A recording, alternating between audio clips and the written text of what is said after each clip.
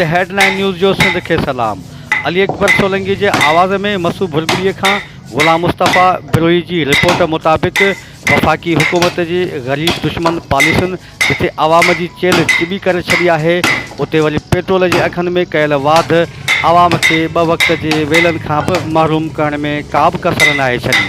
पर अड़े मुश्किलात के वक्त में भी मसू भुलगुड़ी जो पोरियत दिल लाए उत्साह जो सबब बनियल है। वार्ड के हुनर से वागियल उस्ताद एजाज़ अली विघ्यो महदूद वसीलन होंदे भी कदें हिम्मत नाहे हारी ऐं महांगाई के दौर में भी पंहिंजो गुज़र हथ के हुनर से पंहिंजे 2 मासूम पुटन से गॾु करे रहियो है।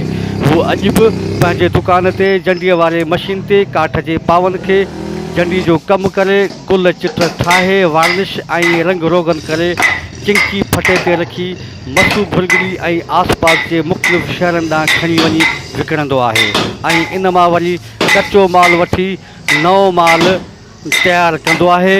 उन कम में संदसि 2 मासूम पुट भी बाह ॿेली बणियल आहिनि। हिननि सिंध हेडलाइन न्यूज़ सां ॻाल्हाईंदे चयो त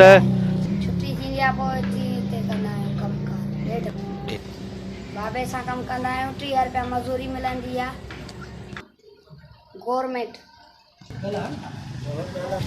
हाँ ऐं 4थे क्लास में आहियां ऐं छुटी ॾिनी आहे, पोइ हिते कमु कंदो आहियां आबू सां गॾु। 4 पागन जा 30 रुपया मिलंदा आहिनि। 4 पागन जा 30 रुपया मिलंदा कंदा आहियो? बाबे सां गॾु अबू असांखे सेखारियो, हफ़्तो लॻी वियो सेखारने। अपावाल ख़राब थियनि था, उन खां पोइ मुंहिंजा ई नंढड़ा जेके आहिनि इन्हनि जा चित्र गुल कनि था।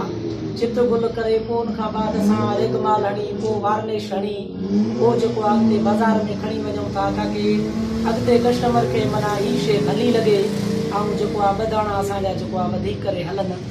उन लिहाज़ सां असां हिन में काफ़ी महिनत जेको आहे कंदा आहियूं। साईं हिन में जेको आहे त कारी पुड़ी हूंदी आहे ऐं ॻाढ़ी पुड़ी मिक्स कंदा आहियूं ऐं उन खां पोइ जेको आहे वार्निश हूंदो आहे उहो पाण में मिक्स करे